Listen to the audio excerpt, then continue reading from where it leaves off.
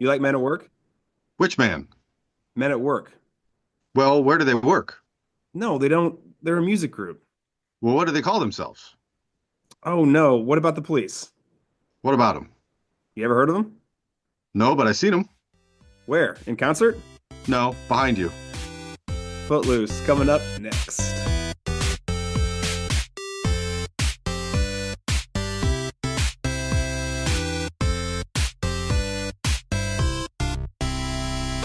Welcome back to Nerd is the New Cool. I'm Justin. With me as always is my very best friend, Mr. John Lambert. What's up, everybody?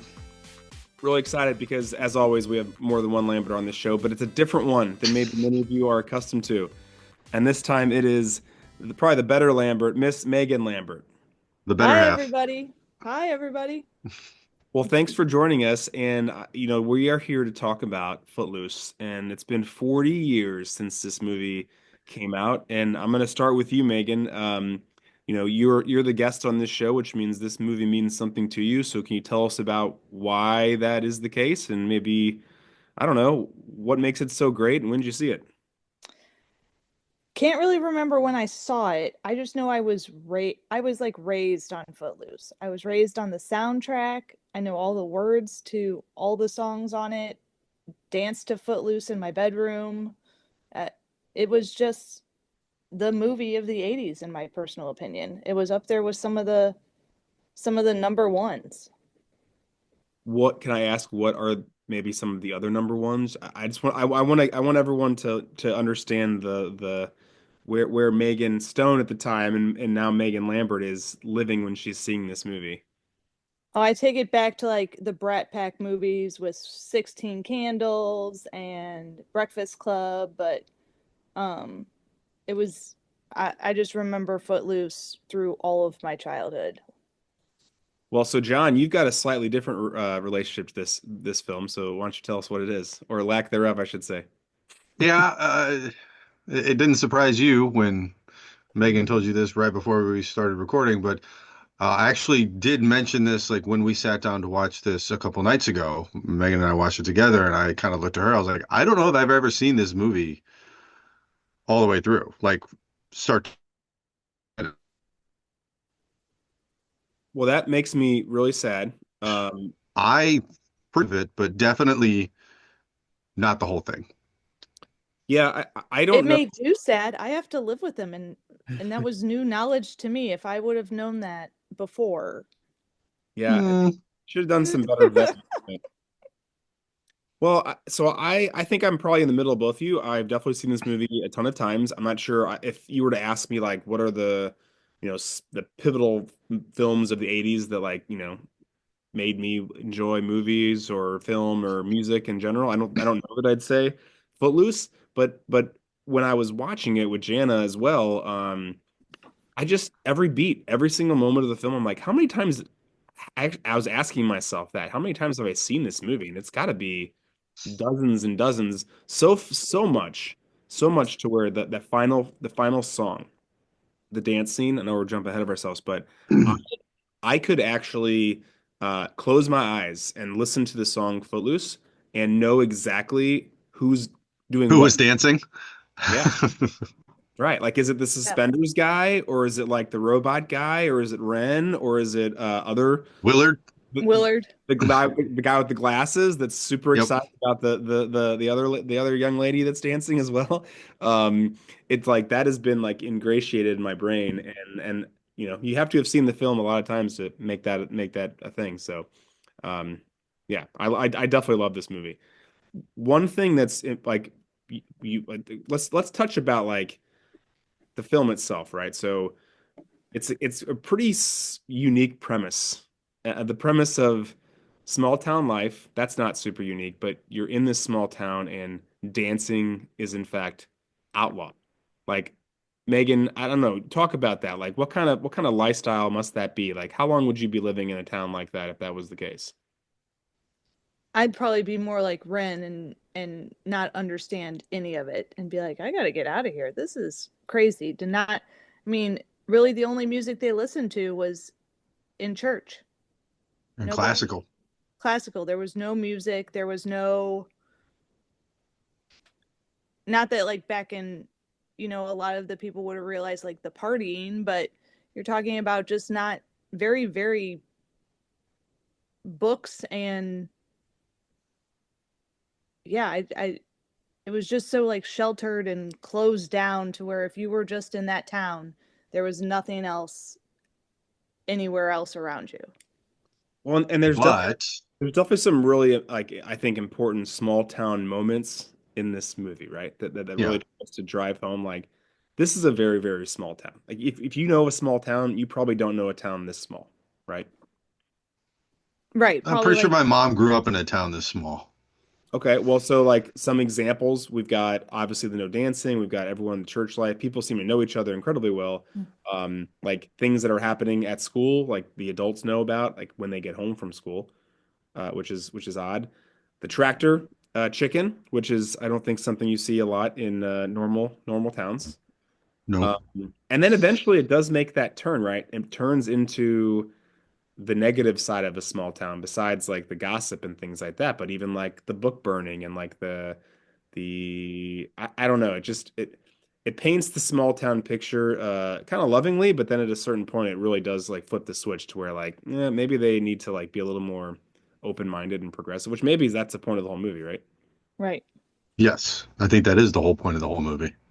But again, like the good thing that well, the other thing that you see is the flip side, in that teenagers will always be teenagers and will rebel, and they will go against the social norm, again, like nonconformists, and like it was the drive-in where she somehow got her hands on a tape and puts it in the boombox, and then the whole place is jumping because they're like, "Ooh, what's this?" Yeah, even the Well, guy behind the grill's getting down. Like, so I mean, again, like that's teenagers being teenagers. They're always going to go against what you want them to do.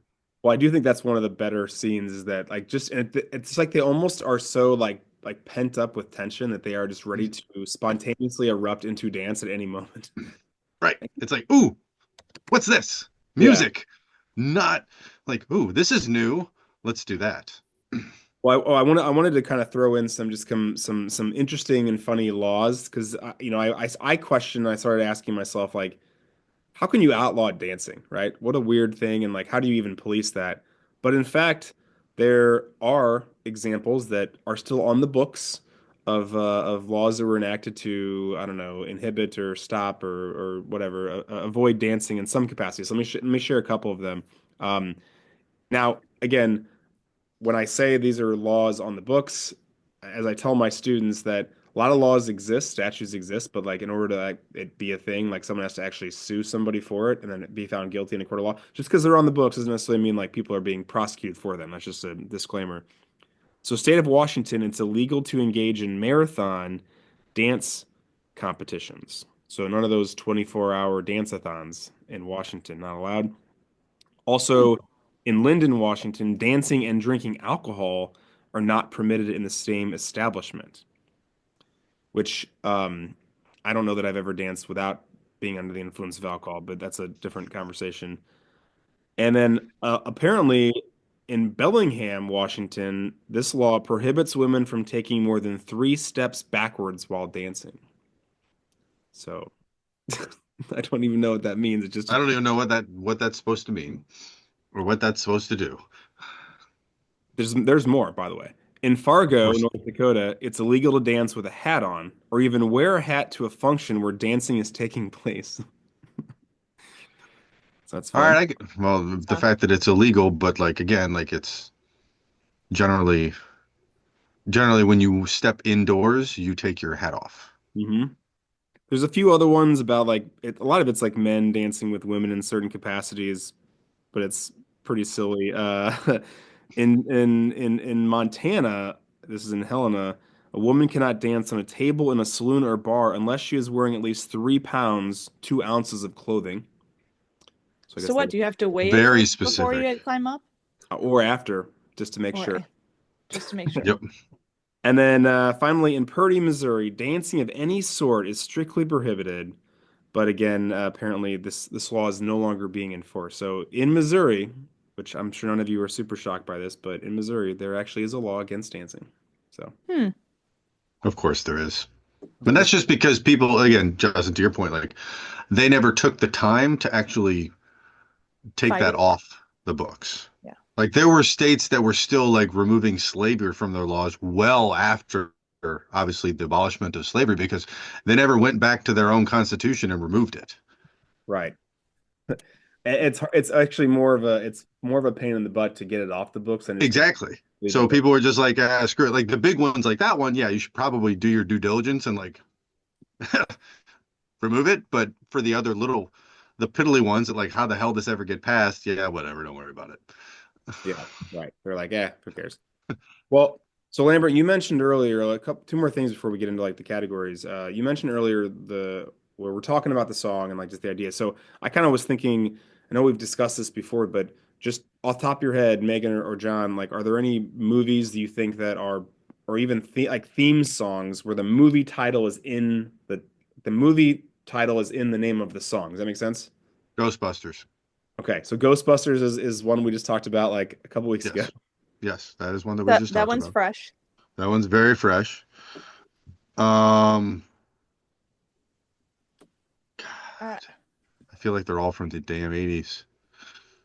There's a lot that are from like James Bond movies. Um, Oh yeah, we did yeah, all those. Basically every single James Bond movie. Although but like Tina Turner and Goldeneye was that was a good one. yeah, that's true. That was a Uh, really good one. I got a couple more like Sweet Home Alabama and A then of Reese Witherspoon movie? course Witherspoon movie. yeah. I'm not sure that really counts. There's the Across the Universe movie, which is about like the Beatles. And then Okay. I think Stand By Me is a pretty big one. Stand By Me is a good one. Lean on Me, Morgan Freeman. There you go, lean on me. That's another one. For me though, I actually think Footloose, like, and again, besides Ghostbusters, because we just talked about it, but I do think I think Footloose is right up there, top three, maybe top five, like of all time. Like when you hear Yep. Footloose, you hear the song, you think of the movie, and then vice versa, right? Right. You can't not think of the movie when you hear the song. Right. Period. Last thing needs to be addressed, or we need to talk about Kevin Bacon, right? So we don't have to talk about his peak or like what when he was most popular, or but I am curious though, Megan, like when I say Kevin Bacon, like what do you, besides this? I know maybe, or maybe if this is like the only thing you think of, that's totally fine. But is there anything else that like immediately comes to mind? Kevin Bacon. So like I was actually surprised. So, to me, I thought Kevin, like his first movie was his first like big break was Footloose. I know he's like in, but really and truly probably like what was it? A Few Good Men? Was that the Hmm. is He that was the in right that. title? Yeah. Jack, yeah. Would probably be like one of his well-known roles, but movies before Footloose, he was in Friday the 13th, Hmm. Hmm. number one horror movie, but I did not know he was in Animal House. Yeah. Yeah, yeah, that's definitely one of the first things that people. All is well. All is Yeah. well. Thank you, sir. May I have another? So to me, I was like, oh, Footloose would be Yep. his number one I mean, first but thing. but yeah, like Footloose But was his breakout because again, yeah, like he was in Animal House, but that was a small role. He was in Friday the 13th. That was a small like I think Friday he 13th was was like one or two to go first, but he was still in it. like exactly like this he was top bill. Like he was the guy in this movie. Mm-hmm. Well, National Lampoon or Animal House, believe it or not, is actually his first role, and then a couple years later he does Friday 13th, and then this a couple years after that, and then he kind of hits into like a pretty unique 80s and 90s, which I don't want to get into because we'll talk about it more later. We'll talk about it later. Yeah. But I actually, what's funny is that because of some things he's been in recently, this isn't even recent. This is like 20 years ago, 15 years ago. But Stir of Echoes was a big one that I was really into in college and high school. It's a pretty good horror movie. And then also he was in this show about like serial killers called The Following, which I don't know if you ever watched that, but it was like two or three seasons on Fox. It was the most ridiculous show you ever watched in your entire life, but I like absolutely loved it. So Like, even though there are a gazillion things I think of with Kevin Bacon, those are two things that are like super fresh because they're just I don't know. They're so much more recent and it's like a whole different. It's almost like he like around the time when he does Mystic River in like the early 2000s, it's like a flip, a switch gets flipped, and now he is no longer the fun-loving Kevin Bacon. He becomes kind of much more of a like a real super serious actor, um, and like does some just really wild roles. So anyway, That's um, what I remember him from. that is not what he does in Footloose, though. So what he does in Footloose is brings a whole different like level of I don't know, like teenage rebellion and like levity and not to mention like clearly a fucking amazing act, like athlete, right? I mean, the things he does in this movie are Hmm. incredible. Do we think that was him doing all the acrobatics? You think he's The gymnastics? gymnastics? I don't Yeah, think so. I don't think so. Well, I'm gonna choose to believe it was. Into the categories. So the summary, according to IMDb, a city teenager moves to a small town where rock music and dancing have been banned, and his rebellious spirit shakes up the populace. Accurate description, Megan? Yes. Would you add anything?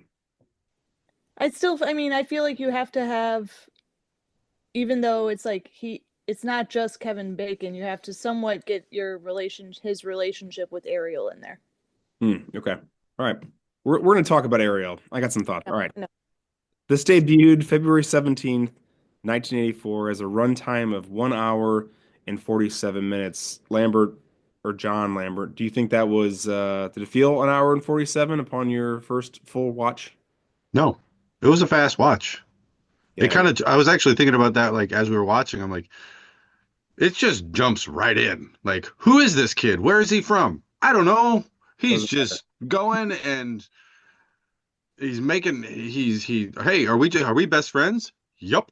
And then him and Willard are best friends, and then yeah, it just what do you mean dancing outlawed? Let's have a dance. We're gonna have a dance. No, you're not. Yes, we are. We had a dance. The movie's over. No, yeah, well, you basically those are the scenes we're out on. I mean, but yeah, no, you're right. Like the scenes, they it's It's kind of just there's not a lot of random like nope. There's I don't know like yeah, filler scenes or like let's dive into the characters' there's backgrounds. no That filler. doesn't matter. Nope. This is a budget of estimated $8.2 million and it gross. This is a crazy number, like almost basically 10% or it was a over what I can't even think right Ten now. times. 10 times exactly what it originally budgeted for. Gross worldwide of $80 million, 47,000 and some change. Some nominees for awards. 1985, it was nominated for Oscar for Best Music Original Song. Kenny Loggins wrote the music, and Dean Pitchford wrote the lyrics for again song or the song Footloose. It was also nominated for an Oscar for Best Music Original Song by Tom Snow and also Dean Pitchford for the song "Let's Hear It for the Boy."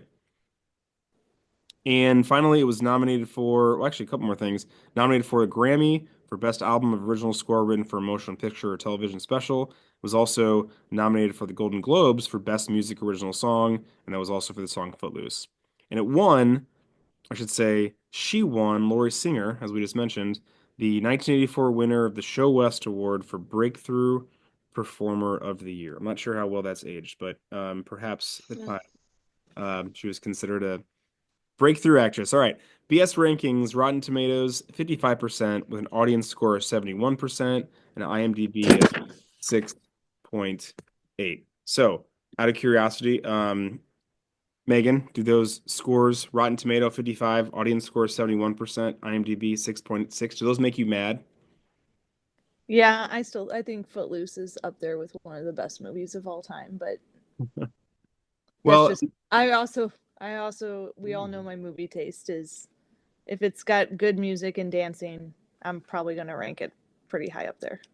well, yeah, and to be fair, like the audience score is 71%. So I think that's actually pretty solid Yeah. for a movie about band dancing in the 80s. Could be worse. Spielberg Award for directing goes to Herbert Ross. He was actually nominated for Best Picture for the movie Turning Point. Have either of you ever heard of that movie before? I have not. The Turning Point. I hadn't either. I had to make sure I wrote it down. I don't know. He also directed the Goodbye Girl, which I've heard of that. Goodbye, Mr. Chips, The Secret of My Success, which I that's a movie that I always forget how much I loved back in the 80s with Michael J. Fox. Steel Magnolias, I know Megan. that one. You I like know that that one? one. Okay. Yeah. Heard of that one? My Blue Heaven. We've heard of that Love one. it. And also directed Boys on the Side, which I think I don't know if you like that movie, Megan, but pretty certain Jan is a fan of that one. I don't know if I've seen that. I have not. The Tarantino Award That's for not a writing. surprise. Well, Nope. yeah, right. Yeah, shit. The Tarantino Award for writing goes to again Dean Pitchford. This is kind of funny. Like, so he wrote this film, but he also wrote some of the lyrics for the songs too. So he was really involved writing wise. He only had 7 credits, but they include the remake in 2011, which I guess he's probably credited for like the original story. I'm not sure we want to talk about the remake a lot today, but we will touch on it later. Tom Hanks Award. Who gets the best leading role? Kevin Bacon plays Ren, and Laurie Singer plays Ariel. She's been in 30 things, and I'm gonna be honest with you, and I think I'm pretty well versed in obscure movies and TV shows. I didn't recognize a single other thing that she's been in. So, having said that, though, Megan, you get to go first here. Who's the best leading role, Ren or Ariel? I definitely think it was Ren. And yeah, I don't I try to look at her credits too, and when you look her up, I recognize her more as online she's blonde. And I was like, "Oh, that's Ariel from Footloose." But I wouldn't have been able to tell you any of her other things. But for Footloose, I think Ren was the better leading role. John, do you have any other opinions? I mean, it's Kevin Bacon. Can we just talk about can we talk about Laurie Singer like right now? Like I don't know, man. Do we think she's a good actress? Like I personally in this movie, I first of all, she sucks. Her character absolutely sucks. Like I mean, I have thoughts on her character if we want to talk let's about that, just or if we want to talk about it let's just later. I think let's just talk about it now. We are already open the can. So Uh first she starts off absolutely nuts She is and batshit fucking wild, crazy. yeah. absolutely nuts. But at the end, she's a completely different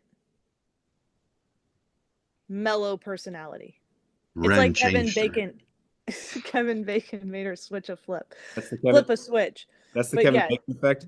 I mean, yes, Yeah, I get that, but like she's just like I know that they're trying to ham up like her recklessness and like she's the preacher's daughter, man. They're sure. they're they're But that was a little nuts. the first time you see her, she's climbing out of the car window of her friends into her boyfriend's truck, and it's like she's you're and she's and she's straddling the cars while a semi comes down, man, bearing down on them, and no, she's just like, "What? it's past the point of like just trying to be like rebellious. It's like you are jeopardizing everyone's life here, and also your dad's the reason we're fucking in this shit. So like, get your shit together and quit being such a garbage human being. I do not like her. I I don't remember having this much anger towards her when when I last time I watched this a couple years ago, but upon the rewatch recently, I'm like, God, she sucks. Sorry. I know she's supposed to be the female, protagonist, but. She's just always stirring up shit, not in a good way. And No, I just said she's nuts." and rant. Okay. Other four Jacksons, there are some pretty big heavy hitters here. And feel free to add more in if you want, but I only really have 3 here. I think they're kind of like the next level of secondary characters. John Lithgow plays Reverend Shaw Moore.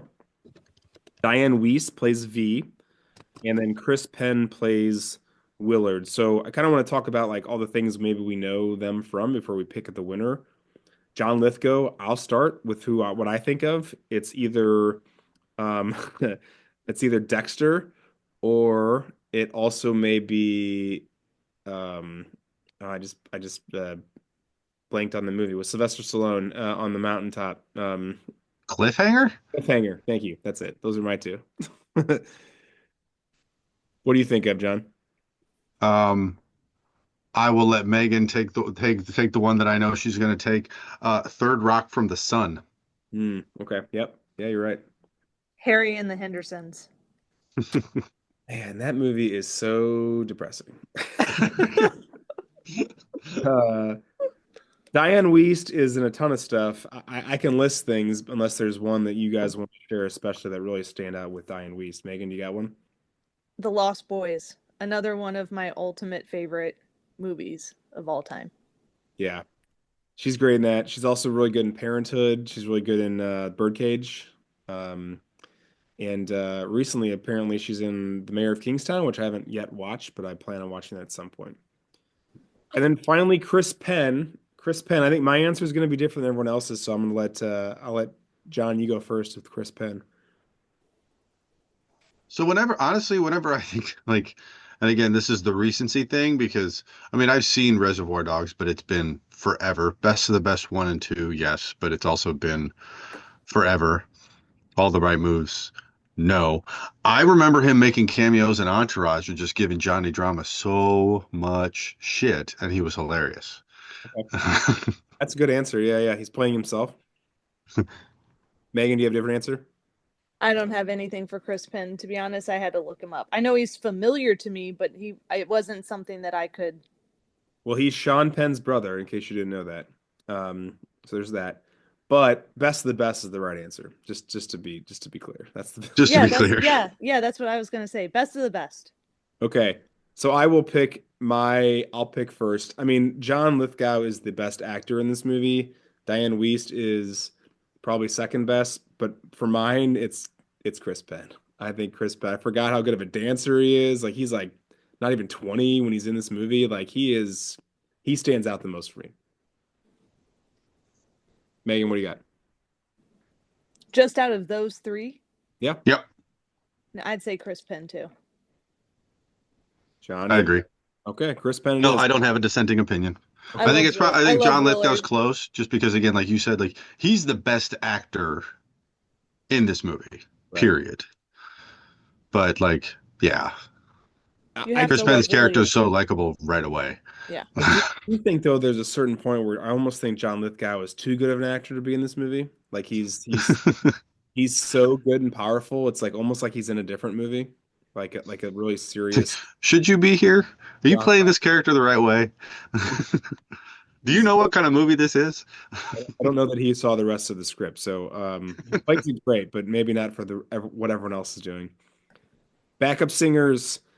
I only got two nominees here in case unless you guys have more. I got Sarah Jessica Parker who plays Rusty. We all know her from, I'm sure, Sex and the City and a few other things. And then John Laughlin plays Woody.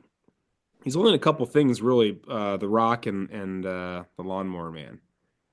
He's in a few other things too. Those are the two main things that stood out for me. So, I mean, I think it's hard to vote against SJP, but I'll let you guys litigate that if you'd like. No, I'd have to say Sarah Jessica Parker. But I tried to like to me Chuck Cranston was one. It was Jim Young's, but I can't I kept thinking like he was familiar, but I didn't recognize any of the other things that he was in. Yeah. So you'd have to go with Sarah Jessica Parker. I would say that John Laughlin's character is a little bit more impactful when it comes to like the movie itself and like driving the storyline. Yeah, definitely. But I agree. Like you can't go against Sarah Jessica Parker just from like from this for this category. But yeah, Well, that's all. because you see her on screen, you're like, holy shit, Sarah Jessica Parker's in this movie. Like, how old is she? That's what Like, I exactly said. That's exactly what I said to her. Like she was in the car, like opening scene. I'm like, is that Sarah Jessica Parker? yeah. Is she 15 also? Is she even able to drive yet? Um, yeah, it's No, almost like it stands she's out. 19. She was 19 I when the know, movie but I'm came just out. saying she's so young looking. You're like Yeah. She's very young. Yeah. John Williams category for music. There's just a few things here. I think it's worth mentioning that this like the album itself. So it gets released in '84. It actually reaches number one on the U.S. Billboard 200 chart on April 21st, 1984, and it stayed there until June. It had six Billboard Hot 100 top 40 hits. Three of which actually reached the top 10. Like think about that, a soundtrack with three top 10 singles. This is the golden age of soundtracks, man. Really is. It actually, and it had two number one hits, so it's got three top tens and two number ones, which again you can imagine which they were because they were both nominated for best song for Oscars too. Footloose and Let's Hear It for the Boy. Almost Paradise, which is a duet by Ann Wilson and Mike Reno, which I like that I like that song a lot. I yep. That reached number seven, and then Somebody's Eyes by Carla Bonoff climb or reached number 16 at one point on the adult contemporary chart.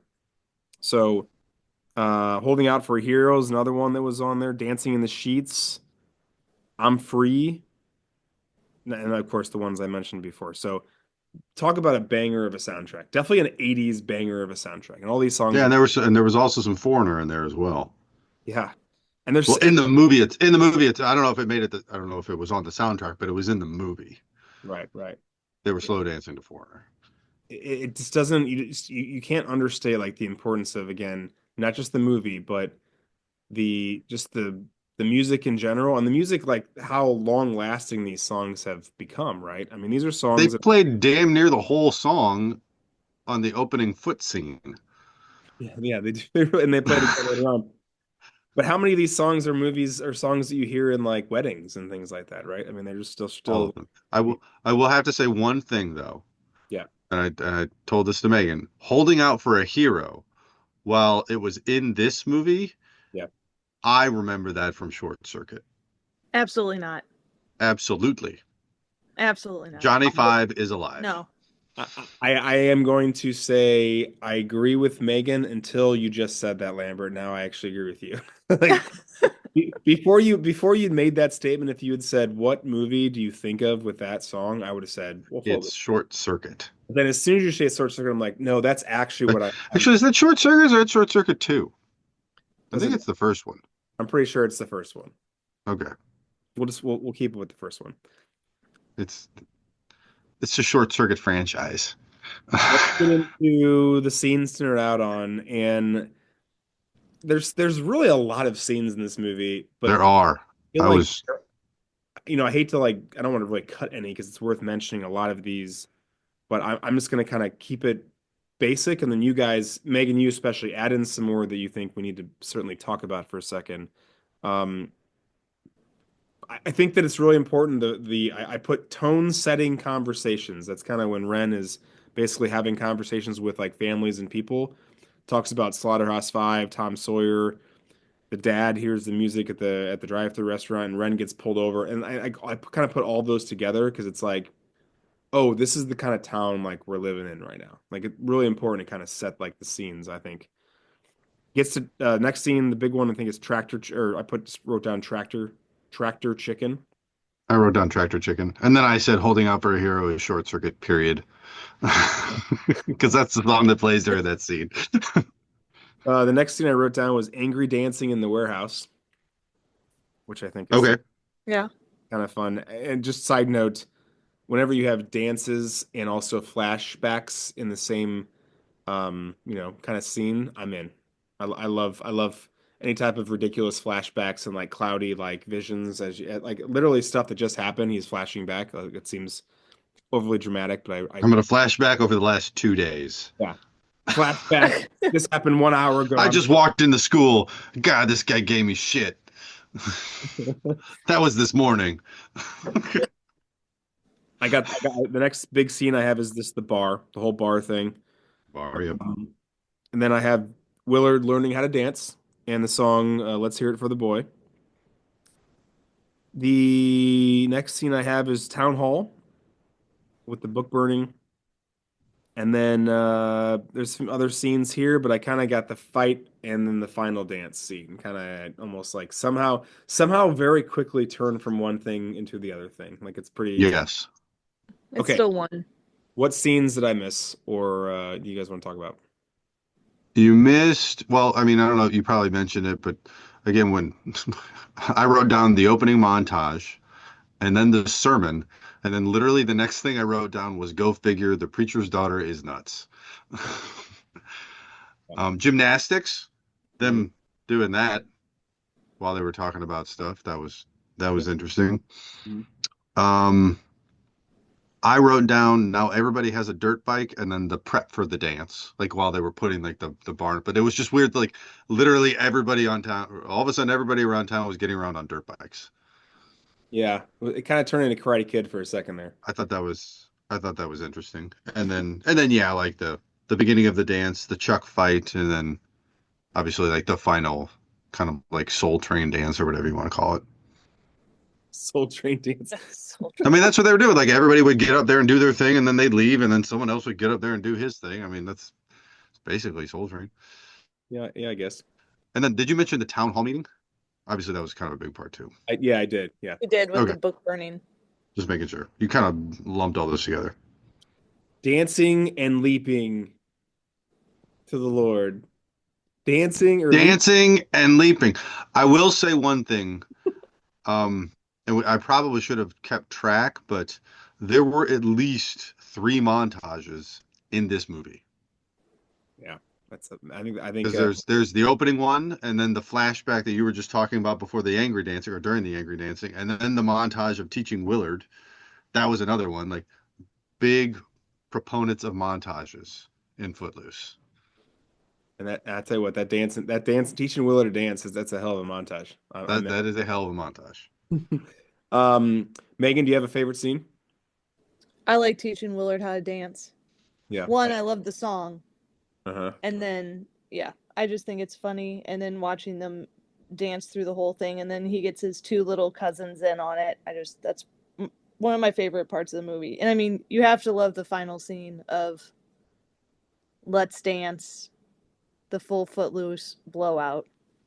So when all of a sudden everybody's not looking at each other from across the room at a typical middle school dance, but goes literally nuts for the music. Yeah, I think I'm between the last scene and those are the top three scenes or those two scenes in the tractor or chicken tractor whatever you want to call it. I think those are the best three scenes of the movie. I kind of go back and forth because it really is like what song do you like the best, right? Do you like Let's Hear It for the Boy? Do you like Need a Hero? Opera Hero. Or do you like Footloose? And my favorite song of those three is Footloose, so I'm gonna say the last scene is my favorite.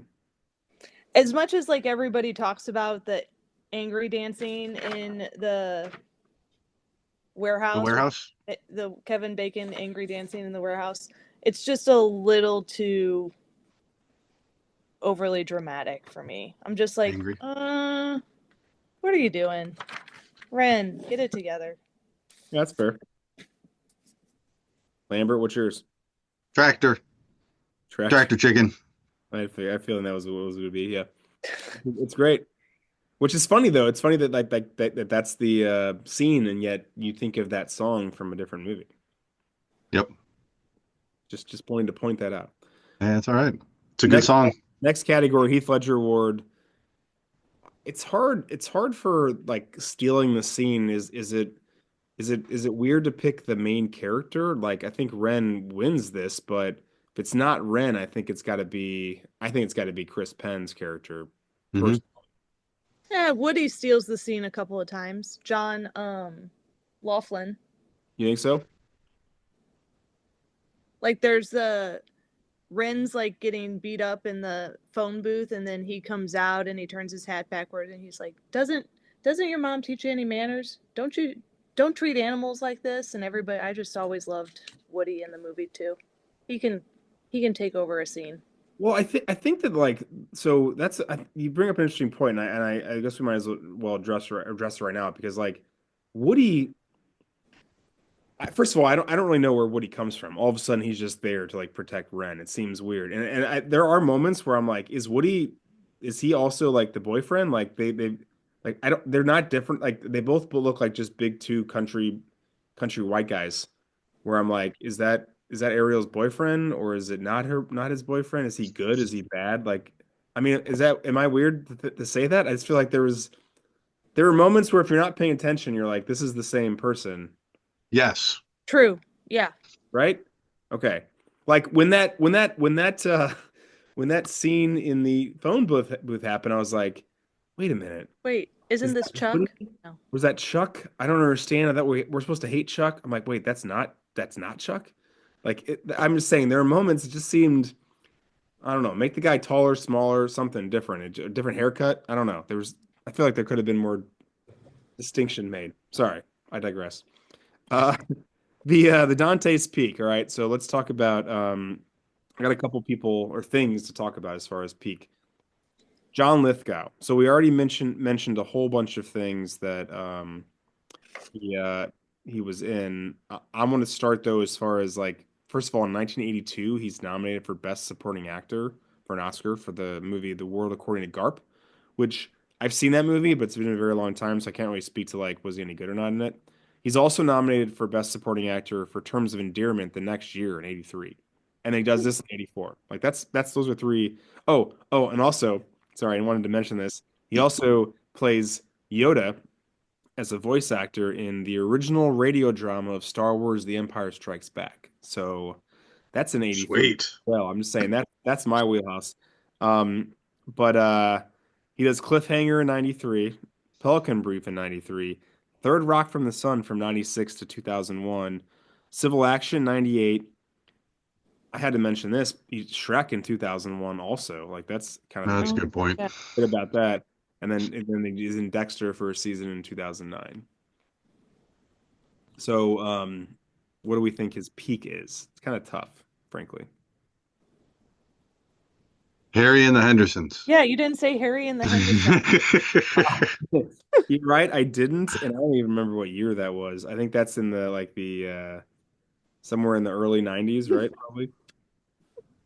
Um, 87. 87, okay, late 90s or late 80s. Yeah, I think that like I think that it depends on like do you know him as young, angry John Lithgow or old angry John Lithgow? What's your familiarity with him? Is it post Third Rock from the Sun or pre Third Rock from the Sun? I think maybe is a good way to kind of almost draw that line. I think early to mid 80s is probably the right answer for him. Yeah, I'm pre Third Rock, but I know you two really like the Dexter aspect of that. So He Yeah. was great in that. Best season of Dexter. He was awesome in Dexter. And he's in The Old Man, which is a show that's going right now. Yeah, it's on Hulu. It's good. I mean, it's a good show, but it doesn't compare to he's in the Adventures of Buckaroo Banzai. Like that's which is a pretty big deal before. I like that movie. It's so stupid. All right. Chris Penn, we already mentioned a few of these, but All the Right Moves in '83, which Lambert, you kind of like dismissed that. I mean, that's with like Tom Cruise is in that movie. You don't I remember never that? saw it. Oh man. Tom Cruise and Coach is in that movie, and so is what's Martin Coach, like Craig T. Nelson, coach? Craig T. Nelson. Thank you. Okay. He is the coach actually in that movie. Yeah. It's like a That's interesting. like a steel town like football team in like Pittsburgh or some shit like in like the '80s or '70s. Nice. Even what's her name? The mom from Back to the Future. She's in this movie, and I'm Oh, what the hell is her name? pretty sure she takes her clothes off at some point. Just I mean, I don't know Just if I saying. know that properly or not. But anyway, All the Right Moves. This is an '84. Best of the Best is in '89. Reservoir Dogs is in '92. True Romance '93, and then also Rush Hour in '98, and then of course Entourage is in the early 2000s. Yeah, he was in Rush Hour. I Yeah, think he was in small all part. three. I think he was in all three Rush Hours. Probably. Two, three, He was, three. there were three of them, yes. He's in a couple. I personally think it's probably '92, '93 is because it's Reservoir Dogs than True Romance, even though I Yep. want to say it's Best of the Best. But I have to now. Best of the Best 2 is actually in that time frame too. So And you that's in that realm, so you can still go with early 90s and think you're 90. still good. I'm saying '92, right after True Romance, or right before True Romance, and right after Reservoir Dogs, and Best of the Best 2. There you go. I love it. Lori Singler, can I just say We kind yes? of already talked about that. Like it's this. This Okay. is it. This is it. What about the name Ariel? Little Mermaid. Okay, that's the right answer. Sorry, Disney took Ariel away from everybody. Now, I think this might be one of the hardest ones in a while. What about Kevin Bacon? What is his peak? Still, forever. Yeah, forever, for his career. I got stuff to list for you, but I want you to think about it for a quick second. So we did mention already um, National Lampoon's Animal House. That's in 78. That's his first credited thing. Friday the 13th is in 80, so a couple years later. Then he's in this in 84. So there's a little bit of a gap. Hmm. Then he rattles off Whitewater Summer in 89 or 87, Planes, Chains, and Automobiles in 87, She's Having a Baby in 88, Tremors There we go. Yep. 90. We I was talking waiting for that one. okay, Tremors and also Flatliners both in 1990. And I don't know if you remember He Said, She Said, but that was kind of a big movie in 1991. Not great ratings, but it had like Elizabeth Perkins in it. Anyway, Few Good Men, 92. Oh, skipped over JFK, 91. The Air Up There in 94. And also The River Wild is in 94. And then Apollo 13. I mean, there's so many. I Apollo just 13. watched it. I just watched Apollo 13. Yeah, well, that's 95. Is in 96, which I mean, Fucking sleepers. sleep on Jesus sleepers, man. Christ. That I wrote that one down. I gotta say, Stir of Echoes 99 because I love that movie, even though it's terrible. Mystic River 2003. Um, and then after that, we kind of get into just a whole bunch of random ass stuff. Well, he's in Frost Nixon in 2008. Now he's like playing like character parts. Like he becomes like almost like a character actor. Well, Um, because he was in the X-Men movies. and then he turns in yeah Sebastian Shaw in 2001 in X-Men First Class. And then I mentioned the following. That's 2013, 2014. And at this point, he almost turns into like he's always gonna be like the police detective or the police captain or like, and maybe he's good, maybe he's bad. We really can't tell because it's Kevin Bacon and he's either amazing, like He might be good. He might not be. yeah, Yeah. he's even in the like, most recent Beverly Hills Cop movie, Axel F. Yes, he was in that. So I'm gonna turn it over to Megan, and I'd like to know what you think is Kevin Bacon's peak. I mean, I feel like he's still there. I feel like no matter what, Kevin Bacon is Kevin Bacon. Can you really say like, besides like Tremors in the mid '90s, 2000s when he did um, River Wild, Wild Things. Then he was in Hollow Man. Was that early 2000s? Hollow Man was. Where was that? I saw that on my list too. It's 2000. Yeah. So like Yeah. you even have like the 7 degrees of Kevin Bacon. Kevin Bacon's going to be around forever. Yeah, I kind of think maybe is that his peak? Just saying that, just the seven They degrees just Isn't it? I thought it hey, was you're seven. 6. or Is it six. 6 or 7? I thought it was 6. Six sounds good. Sure. Having said that, though, I do think that, or having said that, I do think though it's worth mentioning Mystic River when he was nominated for some random things. Obviously, as a big. I'm not saying that movie's aged well, but it was definitely a movie that was like nominated for a ton of awards. That's in 2003. Yes. But I kind of think it might be as far as leading man. I think it might actually be Tremors, like early '90s, late '80s. Like he was kind of the leading man at that point, and then, like I said, he kind of started taking like almost like he's gonna be the Kevin Bacon of the movie, but he doesn't need to be the main guy anymore. Yeah, he just has to be Yeah. there. Okay, I'm going to say the 90s, specifically 1990 to 1996. okay, all right. Because one movie that you didn't mention that is probably one that I like when I think of him, like I think of this movie was Murder in the First with Mm, Christian Slater. yeah, that's a really good That one too. movie was also like, and he made that in 95 and then he made Sleepers in 96. Both those movies are kind of messed up, but he was really good in them. Again, like he just kind of turning into that character actor instead of like what he was doing up until then. Okay, I But I support that. do love Tremors. But Tremors was in 90, so I'm covered. Tremors was 90. Yeah, Cover. you made the bracket. All right, what about the peak for the name Ren? I think of Ren and Stimpy. That's a I good one. can't not. Oh, that's awesome. I was gonna say Kylo Ren. I like Ren and Stimpy way better. I legit go straight to Ren and Stimpy. Let's say Ren and Stimpy. What about movies about well, I mean honestly, movies about high school. I mean, I isn't that mean, around the same era with Breakfast Club and Pretty in Pink and 16 Candles, where is literally everything in the 80s was high school? like it's hard to and Fast Times at Ridgemont High, like it's hard. Yeah, I think you got to say John Hughes basically, and basically, mid to mid or a little early. or just say Brat Pack and just call it a day. Yeah. Now it does try to make a comeback later on in the 90s with like Days Confused and even like Can't Hardly Wait. But No, I mean, yeah, because you had like Can't Hardly Wait, Uh, 10 Things I Hate About You. Super Bad was a high school movie. that's cool. Technically, kind of. I Yeah. mean, so was American Pie. Who was Am what I was the American Pie? what was that other one where it's like the Cinderella story? She's all She's that. all that. She's all that. Yeah. Yeah. Yep. Uh, Freddie Prinze Jr. Having said that Right. though, it's definitely the 80s with John It's Hughes. it's definitely probably either Fast Times or Breakfast Club.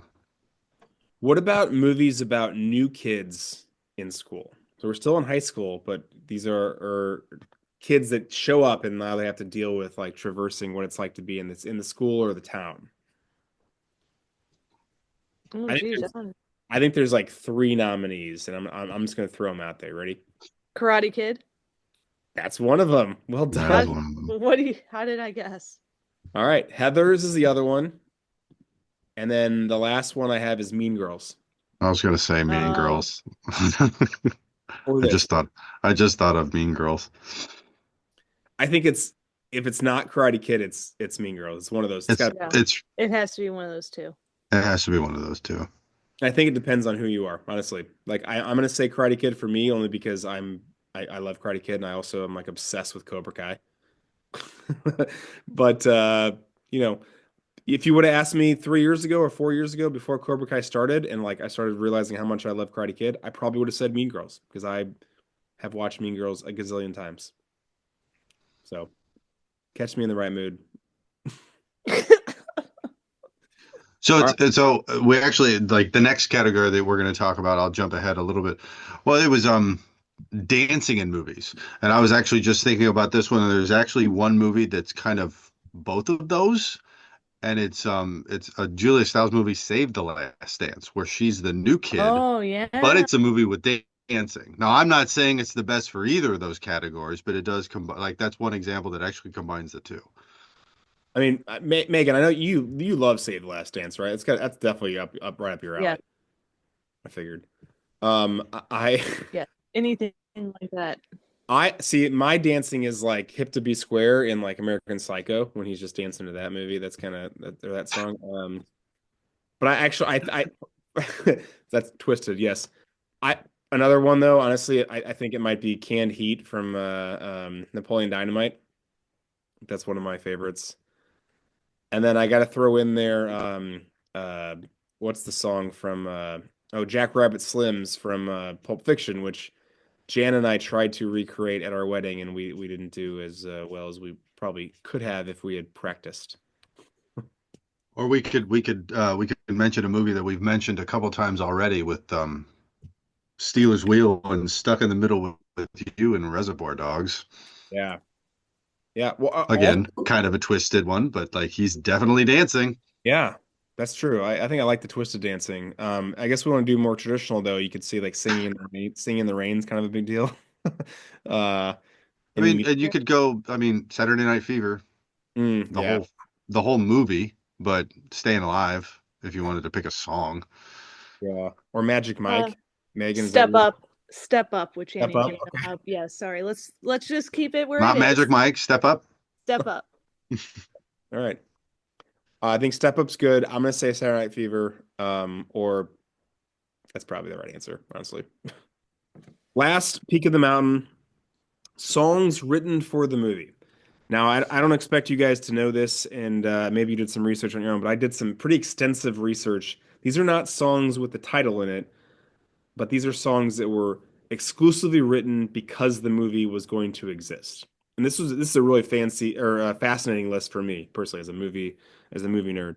So I'm going to I read think off the ones I got, and you can add some if you'd like as we I go. think I have a few, but I'll be interested to see if you include them. I Okay. know. I'm excited for this. Okay. So I'm just going to go in order by year. So 1967, Mrs. Robinson for The Graduate, written by Simon and Garfunkel. Staying Alive, Saturday Night Fever, written by the Bee Gees. Call Me, written by Blondie from American Gigolo in 1980. Awesome. Great song. Yeah, right. I mean, you wouldn't think about it, but because it's such a popular song, but it was written for the movie American Gigolo. Eye of the Tiger, written for Rocky 3 in 1982 by Survivor. Don't You Forget About Me, written for The Breakfast Club in 1985 by Simple Minds. Danger Zone, back to Kenny Loggins, written for Hmm. Top Gun in 1986. Fight the Power, written by Public Enemy for Do the Right Thing in 1989. Gangster's Paradise, written for Dangerous Minds by Coolio in 1995. Independent Woman, Part 1, written by Destiny's Child for Charlie's Angels in 2000. All the Stars, written for Black Panther in 2018 by Kendrick Lamar. And lastly, Lose Yourself, written by Eminem for 8 Mile in 2002. That one actually was obviously before All the Stars, but yeah, it's a pretty good list, I think. Megan, what do you think? Thoughts? I guess like besides like me only thinking of like Disney songs being specifically for like Disney princess or Disney movies Okay, soundtracks, okay, I hold would on. not even consider those songs being done for like made for those movies. I would assume like the songs were there and they found those songs. Okay. No, that's what made this list so like interesting to me. And you're right, I didn't put any musicals on here. Like No, no, no. obviously like Yeah. Let It Go That's was written for Frozen. Like we all know yeah. that. We all know that. No, but my point was is like Eye of the Tiger, I just would have thought, "Oh, Eye of the Tiger existed before the concept of the movie." And they were Yeah. like, "Oh, this would be the perfect song for it." Never would I have thought, Right. Yeah. A lot of these, like even like Call Me, like and now you like when I think about the lyrics, like I'm like, oh yeah, like obviously they're talking about calling a like a prostitute. Like that A makes man whore. right. But I don't know. yeah, I don't connect. It's more like I don't connect the dots. Like I never thought that that was the reason why it was the created, song was created. Yeah. which is just yeah, super fascinating. So maybe it's better to answer this question in what's your favorite, and then what do you think is like the best or like the most long lasting. I think the longest lasting and the one that like is I don't know if it's synonymous with the movie itself. It's not one that would I don't want to say didn't exist with the movie, but it's one that if you hear this song, you think of that movie, and that's going to be I think "Don't You Forget About Me" by Simple Minds for Breakfast Club. Oh, and I would have said Danger Zone and Top Gun. I Oh, mean, really? there's so many good answers. You can't like, yeah. Tough.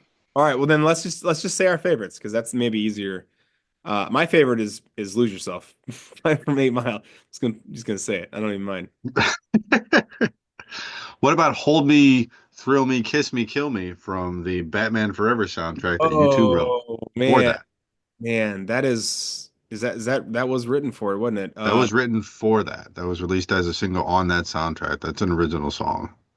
Soundtrack was better than the movie. Wonder if "Kiss by a Rose" is written for it too. I don't know. I just looked that up. Kiss by Rose was actually it was re-released on like he wrote the it came out a year earlier, but it was re-released on this. I don't think it got traction until it was on that soundtrack, but it was not written for that soundtrack because I originally thought the same thing you did that it was that both of those were originals. They're So, not. okay. Well, I said mine. "Lose Yourself." It's a probably not the right answer, but it's my answer. Megan, what's yours? Oh, I don't know. What? Did you say "Danger Zone" or you are "Call Me," "Staying Alive," "Miss Robinson," "Gangster's Paradise," "Independent Woman"? I'd have to say Danger Zone. Okay. And then are you going with "Hold Me, Kill Me, Kiss Me, Thrill Me"? No, I'm not going to Okay. do that. I'm going to. I think Did I say it right, by the way? If I said it right, that maybe that's it is Hold Me, Thrill Me, Kiss Me, Kill Me. Oh, okay. I flipped it too. That's Yeah, I did. Well, when I first thought of it in my head, I fucked it up too. But then I was like, oh, that's what it is. I would be remiss not to choose "Don't You Forget About Me" because it is from The Breakfast Club, and that is Jordan, who may or may not be listening. That is one of her all-time favorite movies. all right. That's a good guess. Plus, it reprised that song in what's it called? Pitch Perfect. So Yep. there's Yes, it that. did. Okay. Quote the Raven Award. Our favorite quotes. We already rattled off a pretty good one to start this episode. We So did. I feel like at this point, Megan, we're gonna just take turns saying our favorite quotes until we're out of quotes, if you are so obliged. So I'll start, and I'll start. Let's see. The Ariel and Ren have a back and forth. Do you want to kiss me someday? And then Ariel says, "What's this someday shit?" Then Ren, to not be like basically to top that, he says, "Well, it's just I get the feeling you've been kissed a lot, and I'm afraid I'd suffer by comparison." Basically, a really funny way to call her a mean word. So, A not nice word. Yeah. all right, Megan, you go next. I always liked when Ren says jump back. Okay. Anytime somebody said something, he goes jump back, and they all look at him like he's an outsider. Yeah. Well, because he is. What's up with Because this weird slang you're using, John? Yeah. Megan, yeah. it was yo, you won't get any dancing here. It's illegal. Ren, jump back. Jump That's back. just another example. Mine is also from my favorite scene. Has anyone ever died from this? Only once. And Referencing the tractor chicken. it was King David. King David, who we read about in Samuel. And what did David do? What did David do? What did David do? What did David do? It's lost. It says dancing or leaping and dancing. That's the only time I think the Ren gets like, besides his sweaty dancing by himself. That's definitely the most fired up he gets in the movie. Leaping and dancing like that. Leaping and dancing. What about, hey, I like that hat, man. They sell men clothes where you got that? Hmm. That's a good one. Again, the constant back and forth, but the tension between Chuck and Ren. Shit, I thought only pansies wore neckties. See that? I thought only assholes used the word pansy. And then Woo! Ariel, obviously, woo, he got you on that one, Chuck. Shut up, son of a bitch, gonna pay for that. I mean, Chuck like turns into an evil guy like pretty quick. It seems like that. Like he turns bad really fast. I have one. I want to save my quote, my last quote, for the last quote we do because I think it's basically the last quote of the movie. So if anybody has any other ones, please share. Megan, any more? Um, I like the Ren and his mom right when he's getting ready to go to school and she says, "Are you going to wear that tie?" "Yeah." "I think you might want to dress down for now." "Why? I like the tie."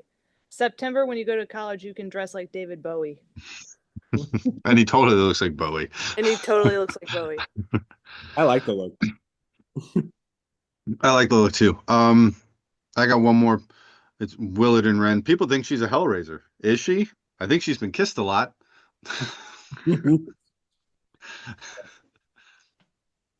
Any more, Megan? No, I think we've hit most of my favorites.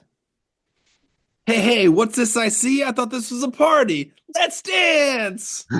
Yeah. And then we get into it. Best part of the movie. All right. You're canceled. What do we need to get rid of? So I have a really, uh, I don't know. I'll just say it.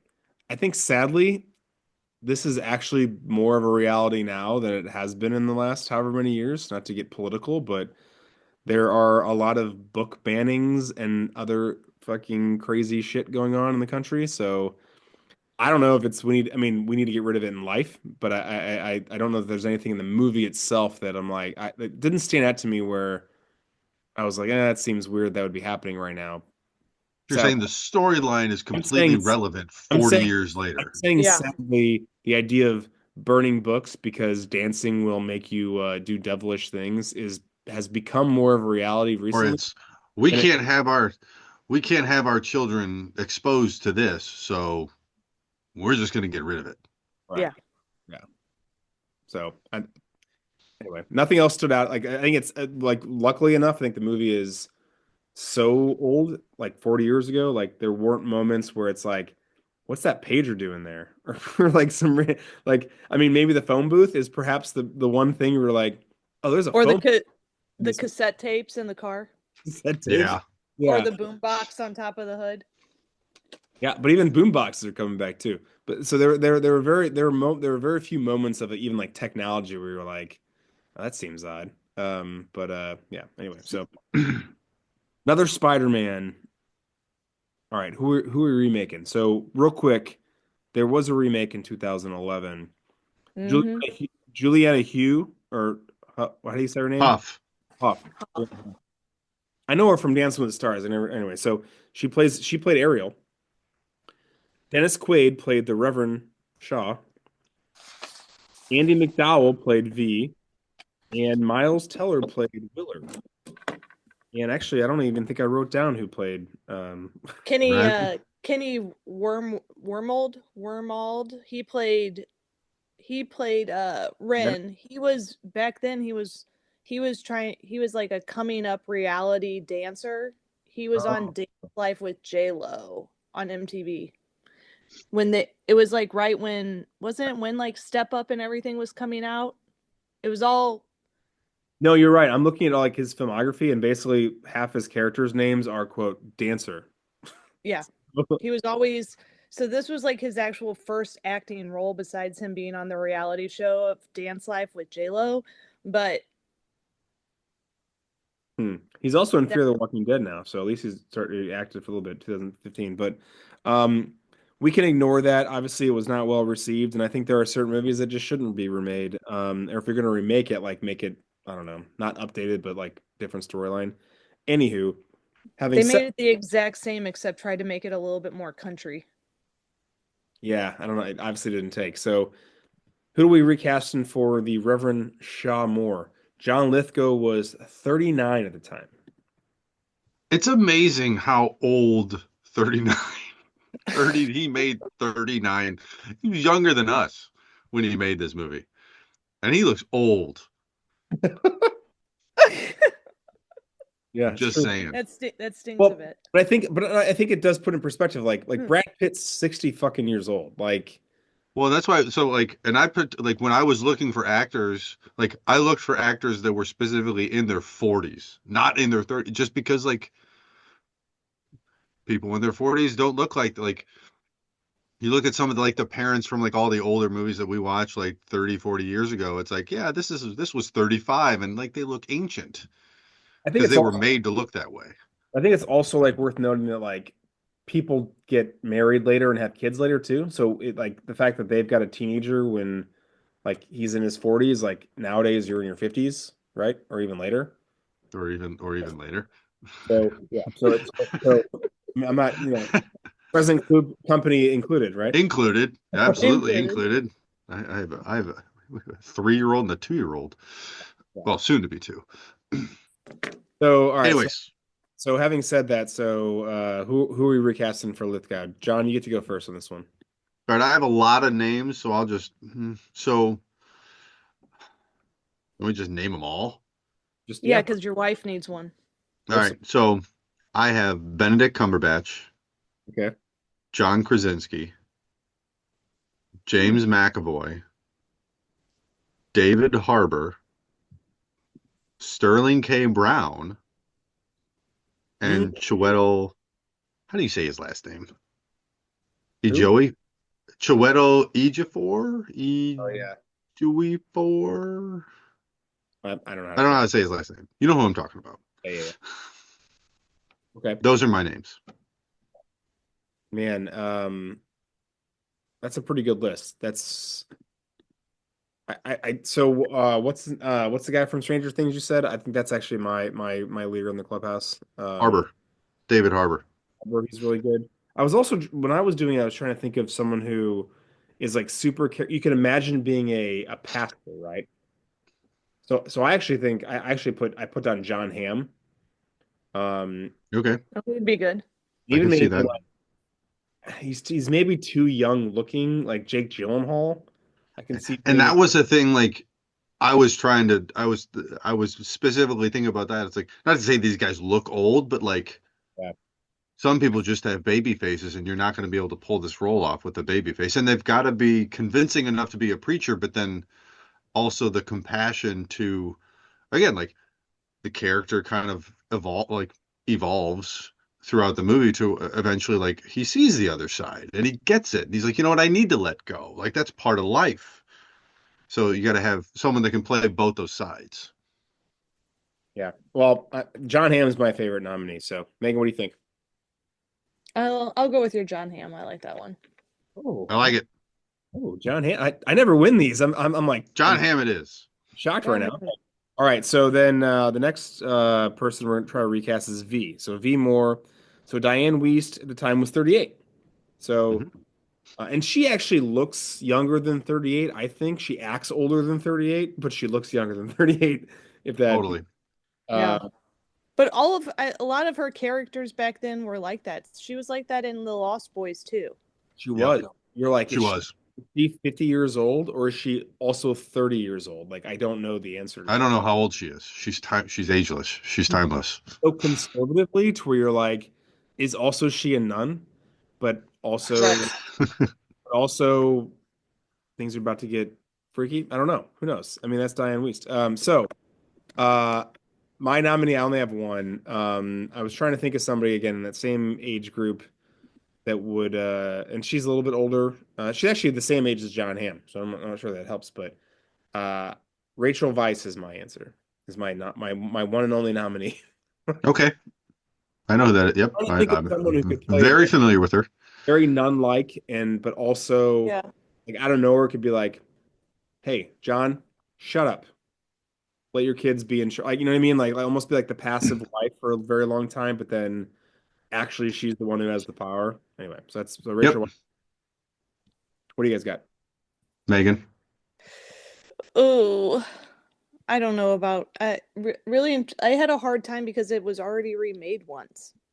I know That that's not does. supposed to like No, that plays a factor. factor into it, but when it was already like when we did this for Dirty Dancing, it was like a fresh slate. This it's like, okay, well, Andy McDowell's already done it. She was a good choice for that 13 years spot. ago. Yeah. Who was oh, Elaine? Who what's her name? I think of like the same type of Julie Louis Dreyfus. yeah. She's like Elaine, 60. Elaine She Bennis? doesn't look 60. No, No, she. I'm not saying she looks 60. I'm just saying she is 60. She could easily do it. Yeah, yeah, I like that. Okay. So, Wait, I got some. oh, you got more. Sorry, go ahead. Continue. Sorry. Well, I was letting her go and then I can go. Yeah, that's good. I have four names listed for this one. Okay. I have Rachel McAdams, Kate Winslet, Drew Barrymore, and Rashida Jones. Hmm. I probably like Kate Winslet the most. Yeah, I'd have to say yes to that. she's so. I mean, she can do anything. Like Yeah. she's. Either her or Drew. I probably like those two the most. Yeah, but Kate Winslet could literally. She could be the pastor. She could just be Shaw Moore. That's how good she is. She could be, but she can play that like I'm going to sit here and then it's I think we should listen to the kids. Hey, I think you should get your head out of your ass. You know what? That Mhm. made me think of a different person that is very good at playing timid, but all of a sudden out of nowhere she's like a freaking badass. Elizabeth Moss from Handmaid's Tale. Okay, yep. I know what you're talking about. She was pretty good too. Okay. Kate Fine. Winslet, Kate Winslet. Sounds good to me. Yeah. Rachel Weisz, you're still the best. All right. still love her. Let's recast Willard. So these next couple people are all going to be I mean, They're teens. Chris Penn's 19. He's 19. It's literally impossible to draft. Not literally, but like it's very hard to find a young actor or actress that like Find a breakout star. yeah. Mm-hmm. So I think you got to think of someone who is maybe like known, but is not maybe like gigantic yet, right? Sure. I only have one name. Okay, what do you got? Noah Schnapp from Stranger Things. What's one C? He is the kid who gets kidnapped and goes to the Underdark. Okay, Oh. all right. I Or the Upside Down, not the Underdark, the upside Upside down, Down. upside down, yeah. Which first of all, I don't dislike that answer, but I do think that he's got to be like he's like a big old big ass cowboy. I feel like Noah Shep's like too small. I don't know. Is he? He could have grown. He was fucking Still pretty 12 when they first made that. I small. think of like I know he's not young enough, but like Adam Sandberg. Okay, he's like our age. He's our age, but like I just think of like he looks young, but he's like the goofy Yeah. personality that could pull it off. I don't think I know He is any he is teenage. 5'9". Okay. Well, If we want to, yeah, I'm gonna share mine, and I don't even know if you know who these people are, but they are in a lot of things. So or recently, so I think Jacob Elordi would be really good.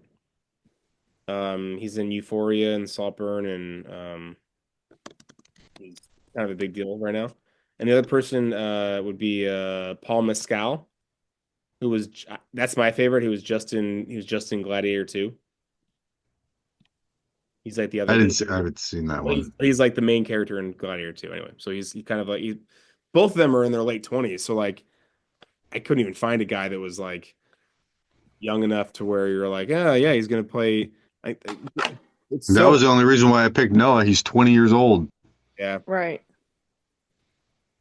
Well, I feel like he's hard to cast, and so is Rusty. So Sarah Jessica Parker, like she's also 19 at the time. And I'll just go ahead Yep. and say I'll go and say Ariel too. Like she's I don't know what her age is. It was hard to find online. So He's I'm 26. okay. So she's the same age. She's actually the same age. No, no, I'm sorry. She's 27.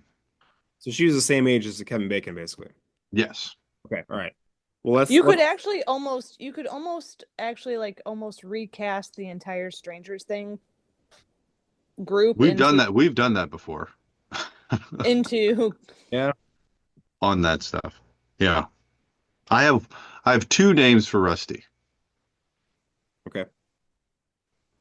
Actually, and I probably like one is Maisie Williams. She's older, but she looks young. Yeah. And then the other is McKenna Grace. McKenna Grace was in the most she was in the most recent Ghostbusters movies. She's the little girl in Ghostbusters, Megan. okay, She's the granddaughter. Kind of quirky. she could do it. What I about probably like her the most. what about a bigger star like Jenna Ortega? Is she too big? She's too big. I Yeah. thought about her. She's young. She fits the age bracket, but she's too big. She's too big and she's already like got her groove. I don't know if she could actually. I haven't seen Jenna Ortega. What about Daisy Edgar Jones? Have you guys seen the new Twisters movie? No. No, it's on my to-do list. She's the main character in that. She's in a few other things too. Okay. Well, I think we can agree the young kids are probably the hardest. So let's jump into Ariel and Ren. So Ariel, you said is at the time is 27, right? Yep. Okay. So, um, anybody have any nominees for Ariel? I'm not really sure I have any good ones, but again, I have two. a lot of the ones I've already said, I kind of would throw in there. Go ahead. What do you? I'll start. Elle Who's Fan, you? Elle Fanning is someone I think would be really good. Um, Yep. I have that name. yeah. Okay. Yes. I think Elle Fanning would be good. I also think if we threw in Jenna Ortega here, I think she'd be good, but she's probably too big. I mean, all the actresses that are in like their mid to late 20s, like Florence Pugh and Anna Taylor-Joy, like they're just They're too big. No, there's no way they're doing this, right? So I'm saying Right. Right. Elle Fanning is my nominee. She'd be good. The only other name that I wrote down was Rachel Zegler. Yeah, She was yeah. in West Side Story. No, she's in West Side Story and she's the new Yep. Snow White. Yes. I actually like that. I think that's Meg, what do you got? As much as I'm not like a big fan of hers, and now she's probably definitely way too big, Ariana Grande Oh, could pull it off. she's a little older. She's in her 30s, but She could She looks totally like play a 5. teenager because she's amazing in everything. Like even just watching her on like Jimmy Fallon doing like the here's the person sing that song. It's Yeah. like I'm like you are one of the most talented people of all time. So yeah, I'd vote for her. All right. Lastly, with Ren, I only have one name written down, and I now to be clear, I took into consideration age, but I also took into consideration like charisma, like and athletic ability. That was the number one reason why I have the person written down I do. So I'll just start. I have Tom Holland. me too. Bam. I'm just saying I can Come pick on. I can Totally. picture him not having a stump Yeah. double and doing the straight up gymnastics and the straight up fucking dancing with the flashbacks. And maybe Zendaya is playing Ariel, just because. Even though he's Thought older, about Zac doing that. Efron. He's what? Even though he's older, you could do Zac Efron. He's too big now. Yeah. Yeah. He could go He's back to a Footloose remake. he's too jacked.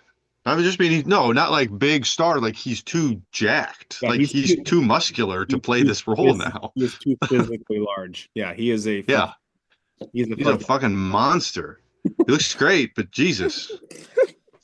no. He's not doing gymnastics anymore, Megan. No, he's not. He's gonna break the bar. He's gonna break the bar. Yeah, he's a big boy. All right. To stream or not to stream, is this better as a TV show? This is one of the first shows or movies that we've watched. Hold on, hear me out. Hear me out. This is one of the first ones I've actually thought that this may be a really good movie that we could stream. And here's why. Think like CW Friday Night Lights, where every week it's like a serial show, right? So you've got this different thing going on in the town. Now I think we have to maybe throw out like the dancing thing. Maybe it's not like always the dancing thing is the issue, but um it's like living in this small town with these new people and like almost like a high school, maybe even a mixture of Smallville. I'm just saying, I think it could work. When you Like a say high it like school drama kind of thing. High school drama, 100%, right? And maybe season one is maybe season one ends in the The tractor. dance. No, I would say the tractor. Maybe Oh, season Jesus. two is no You're season two. really drawing it out. Well, I'm saying, Justin's trying to take Smallville and One Tree Hill and Vampire Diaries and yeah, combine it I'm all to saying, a and this is soundtrack. Netflix, and there's only like it's like an 8 episode a season show. Like we're not talking 24 like freaking like We're one. not talking like network television. No. This is like an 8 season. This is some Cobra Kai shit. I'm talking like Yeah, four. but who would have No, thought yeah, Cobra Kai could pull it off? 30-minute episodes. Great. 4 seasons total. Season one is the conflict with the tractor. Season two is the bar at across state lines. Season three is the town hall, and season four dance. So done. You're welcome. Nope. Nope. Okay. So you all I don't you see all, it. you all disagree. Got to be stay a movie. Okay. Yeah. I think there's not enough to draw it out.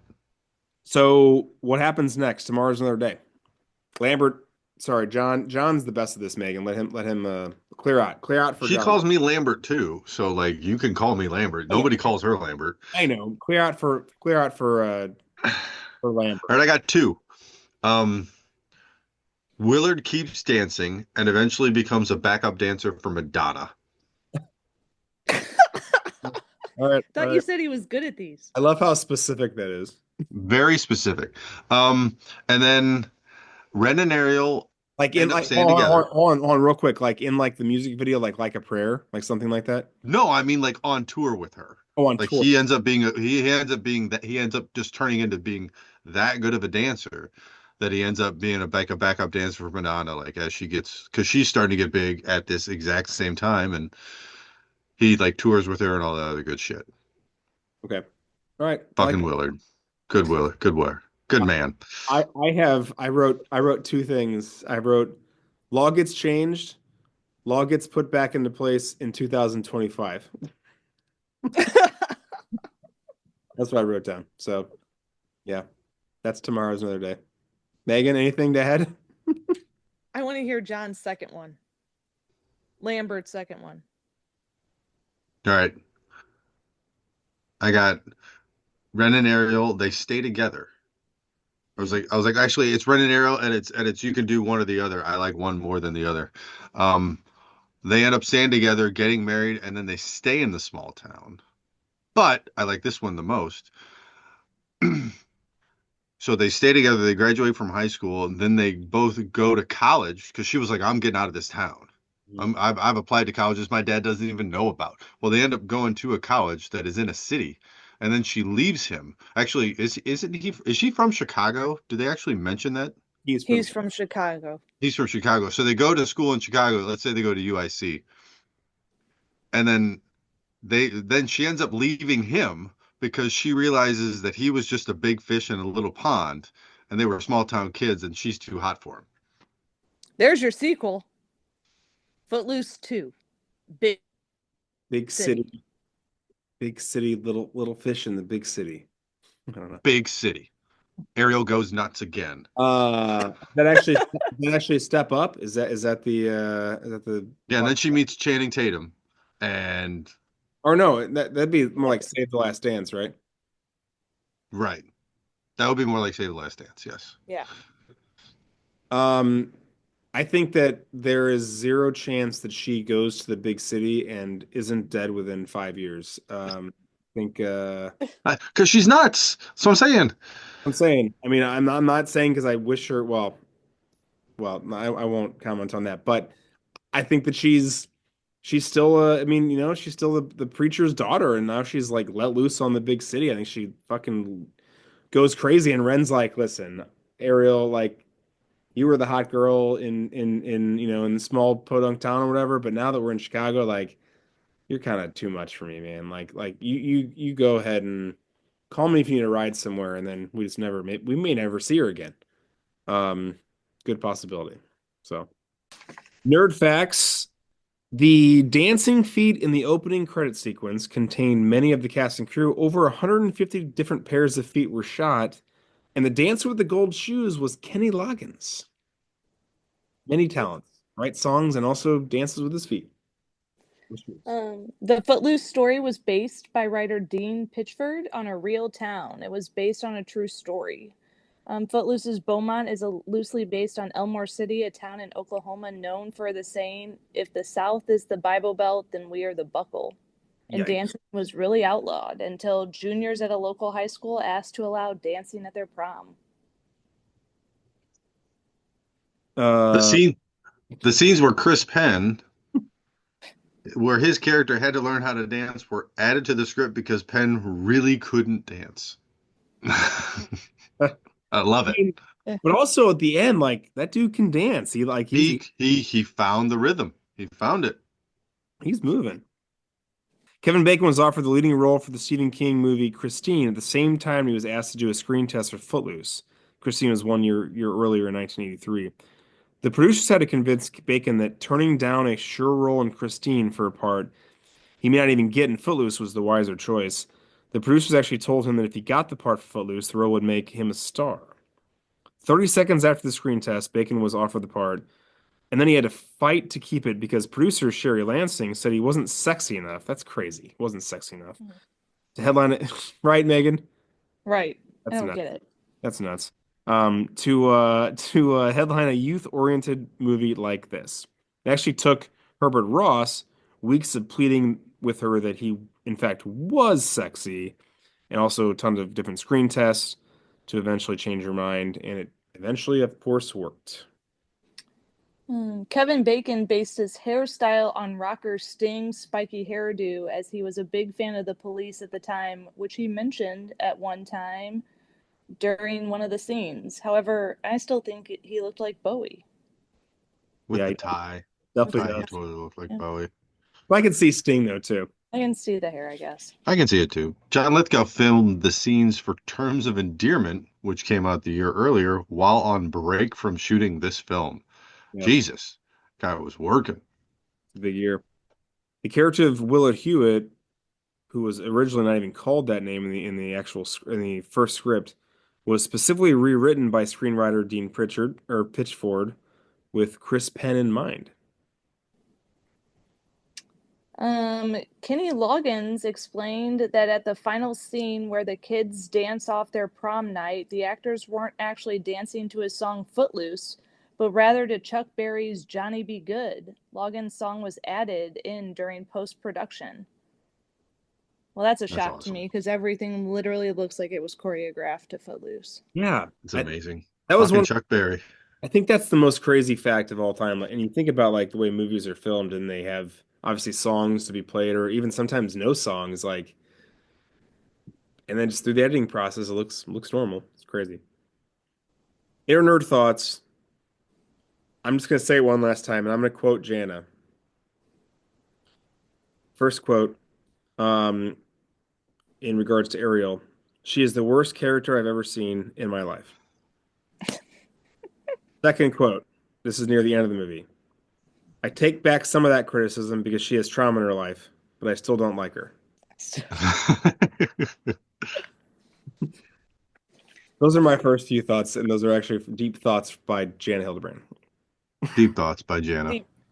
Some of my best things, some of the best things I ever hear are Deep Thoughts by Jana. Yeah, yeah. I'm like literally writing on my computer as she's saying these things out loud. I'm like, go on. Yeah. What else do you have Yes, for me? please Yes, explain please. more. Continue. Let's talk Uh, about it. I have more thoughts. Who does anybody else have thoughts they want to share I with? want to know what books they were burning. Well, I mean, obviously they were burning Slaughterhouse Five. Slaughterhouse Slaughterhouse Five. Five. Anything by Kurt Vonnegut, they were obviously burning. Yeah.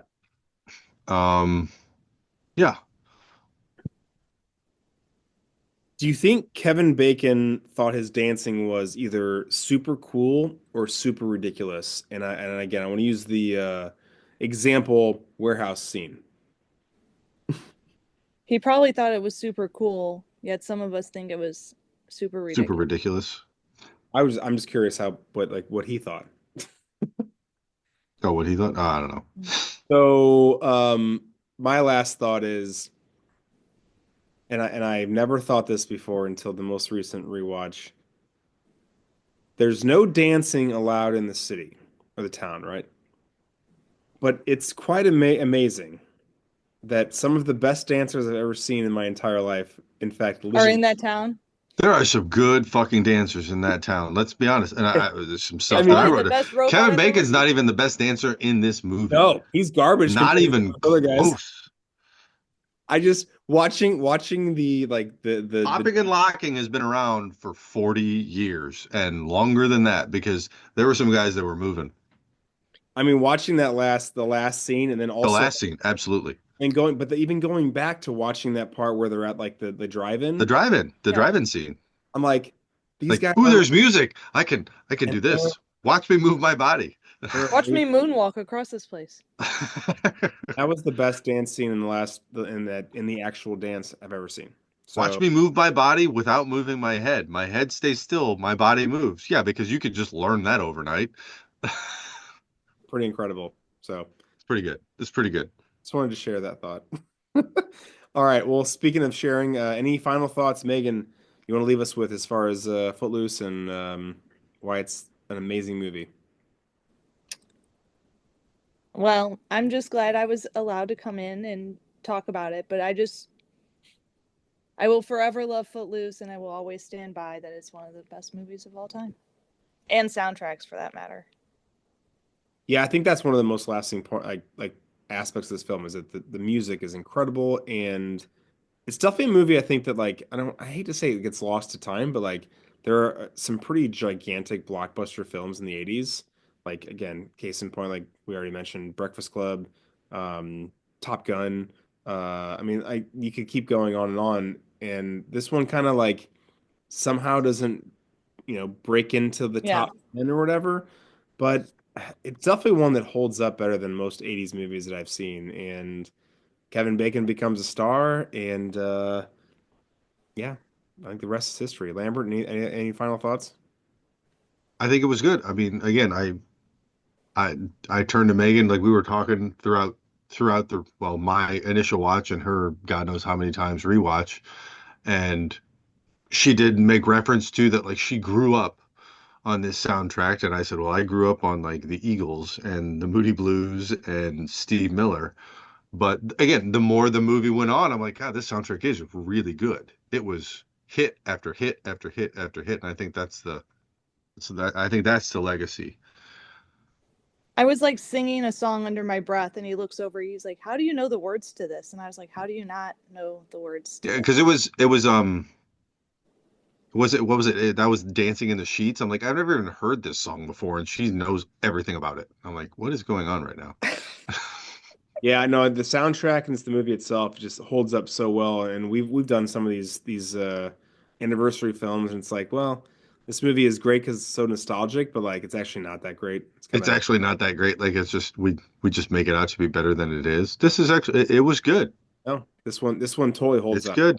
Yep, totally. Footloose, 40th anniversary. Got to go watch it, guys. It's an amazing movie. Nerd Outreach, thank yous. I think we're gonna go ahead and thank number one, your Thank wife, Megan. Megan. Thanks for joining us. You're welcome, guys. Thanks for having me. It's been our pleasure. As always, listen, rate, share on all the social medias, all on the podcast platforms. You can even watch us on YouTube if you're so inclined. Our next episode, we are going to be talking about 1999's classic Fight Club. Love it. I th- I thought we don't talk about Fight Club. We're going to talk a lot about Fight Club, and we're gonna get in trouble. Well, until next time, see everybody. Bye bye.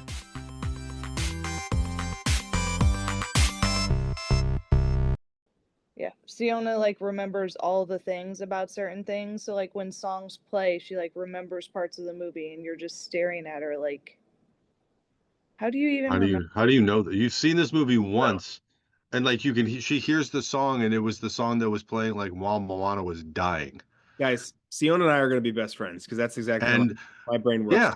So she's it's like because I it get it. happened I get it. like Yeah. I got home and like the song came on when she was like spoiler alert, she doesn't die because you can't have her fucking die. But like she looks at me and she was like, "Shh, Moana's sleeping," and I'm like, "What?"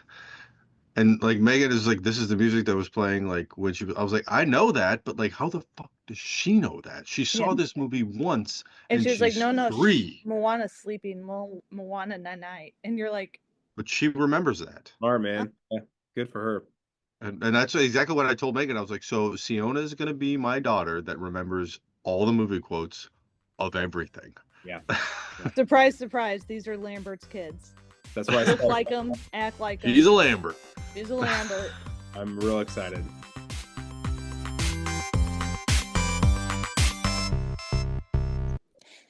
Sorry, Ariel. R.I.P. Um, Okay. on that note, let's log out and log back in one last time. We'll wrap this up in a few minutes. So.